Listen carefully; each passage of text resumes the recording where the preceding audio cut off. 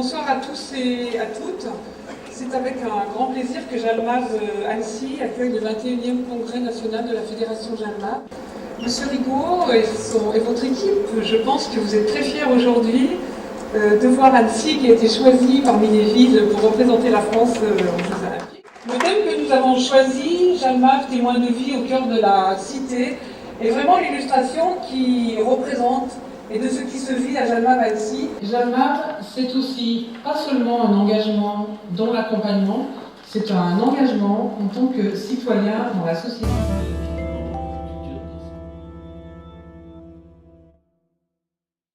Guillemette Laval, qui est médecin, elle est chef de service de l'équipe mobile de soins palliatifs à l'hôpital à Grenoble. Et puis à côté d'elle, vous le voyez, c'est Jacques Ricot. Jacques Ricot, lui, est enseignant, il est philosophe, donc on aura un médecin, on aura un philosophe. Alors, qu'est-ce qui a permis d'avancer dans la mise en place des soins palliatifs? Ce sont les circulaires et des lois. Il y a eu la fameuse circulaire de mars 2008 sur le droit à l'accès aux soins palliatifs.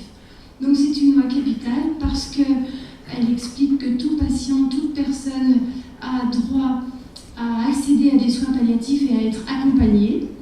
Elle redéfinit officiellement les soins palliatifs, vous connaissez la définition, comme des soins actifs et continus pratiqués par une équipe interdisciplinaire en institution à domicile.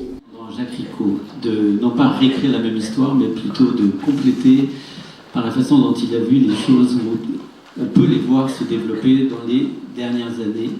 Le 16 juillet au matin, Paulette Lelanne représentait Jalmave dans une audition au Parlement, et que ce même jour, hasard du calendrier donc, j'étais l'après-midi moi-même auditionné. Et ces trois principes étaient les suivants.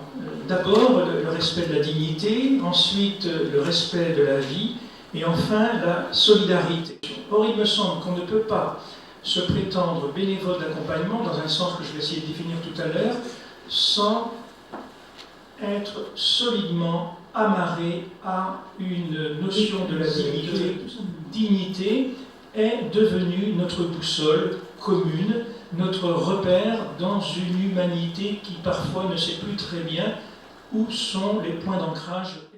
Il se trouve que cette notion de la dignité, qui signifie tout simplement que dès lors qu'on est homme, eh bien, l'on dispose d'une dignité, c'est-à-dire d'une valeur inconditionnelle, absolue, inaliénable, intangible, intouchable, eh bien, il se trouve que ce mot de dignité va parfois être dépouillé littéralement de ce premier sens pour renvoyer à un tout autre espace de signification et qui renvoie au fait qu'il y a des vies plus ou moins dignes parce que plus ou moins conformes à des normes déterminées.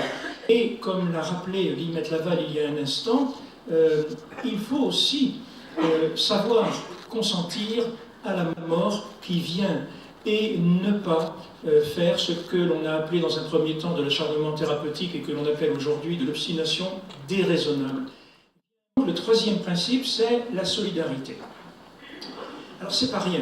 C'est pas rien. Je ne peux que répéter ce qui a été dit tout à l'heure par Madame Marie-Christine Prudhomme.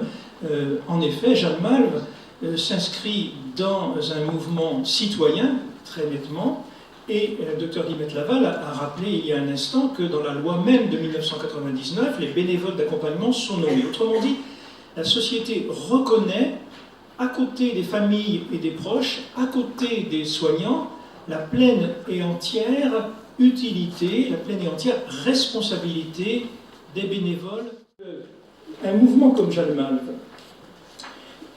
certes, travaille de façon remarquable et reconnue par les pouvoirs publics, mais enfin, est-ce que nous avons bien rempli aussi, je dis nous parce que j'en suis, la totalité de notre vocation citoyenne, nous autres qui laissons la scène publique, médiatique, monopolisée par tant et tant d'autres qui n'y connaissent pas grand-chose finalement sur l'accompagnement. Je veux dire par là que peut-être que dans notre travail militant, il pourrait y avoir non seulement un travail en direction de la communication, mais peut-être qu'il faudrait aller voir un par un les décideurs, un par un les journalistes. peut-être qu'à force de laisser le champ libre à d'autres, eh bien, nous laissons s'insinuer, s'installer des idées de la fraternité qui ne sont pas exactement les nôtres. Je vous remercie beaucoup, Guillemette Laval et Jacques Ricot.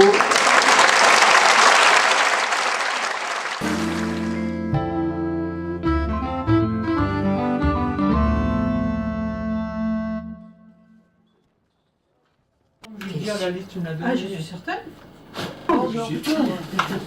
Alors, c'est la dernière poussée d'adrénaline. Même pas la liste là qui sert pour les enveloppes. C'est celle-ci que vous aurez. Et on laisse tous les documents dans la chemise. Et moi, c'est évident. Et alors, en plus, il faut calculer. Donc avec Windows.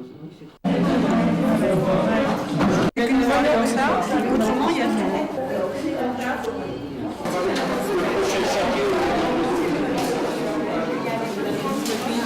C'est de lui dire de regarder à l'intérieur la fiche synthèse transport qui mentionne qu'il y a des cars qui font les navettes entre les hôtels et l'impérial. les ateliers, les hébergements. Tout est vous savez.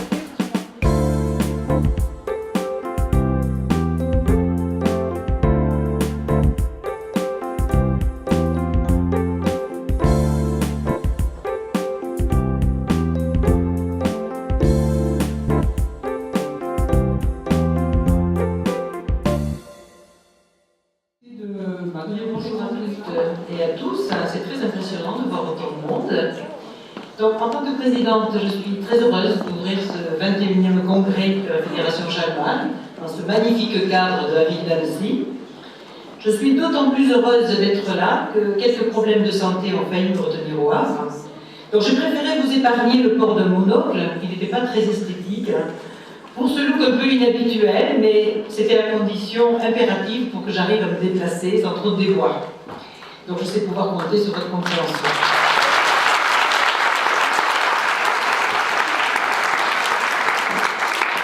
Pour la plupart d'entre vous, ce congrès a déjà débuté hier soir avec la conférence grand public. D'autres n'ont pu arriver que ce matin. Et vous tous qui êtes là, président d'association Jalmal, bénévoles impliqués au sein de vos associations, adhérents et sympathisants Jalmal, amis associatifs, professionnels de santé, je vous remercie d'être venus si nombreux. Donc je crois savoir, comme l'a dit Marie-Christine à l'instant, que nous sommes aujourd'hui près de 460, c'est-à-dire presque en limite de capacité pour cette belle structure qui nous accueille. Sur nos 79 associations Jalmal, 69 sont représentées, ce qui est vraiment très bien. Je voudrais relever un taux de participation exceptionnel de Jalmal Haut-Doubs, avec, tenez-vous bien, 29 bénévoles qui sont Parmi les personnes présentes, j'ai toujours autant de plaisir à saluer et à remercier de sa présence qui nous honore le professeur René Scherer, président d'honneur, mais surtout le fondateur de notre mouvement, à qui je redis une nouvelle fois toute notre gratitude et notre reconnaissance.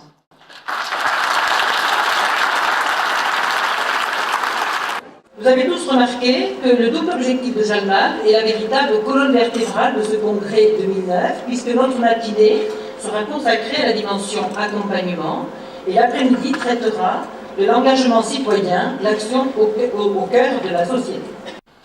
Vous avez bien compris au travers de ce dispositif que la conception du congrès est vraiment placée sous le signe de l'ouverture et du partenariat. Alors au total, je me suis amusée à compter, ce sont 38 personnes qui ont ainsi accepté d'apporter leur contribution à la qualité de ce congrès. Donc 38 personnes, superbe, non? Alors, bravo et merci à tous pour cette extraordinaire mobilisation.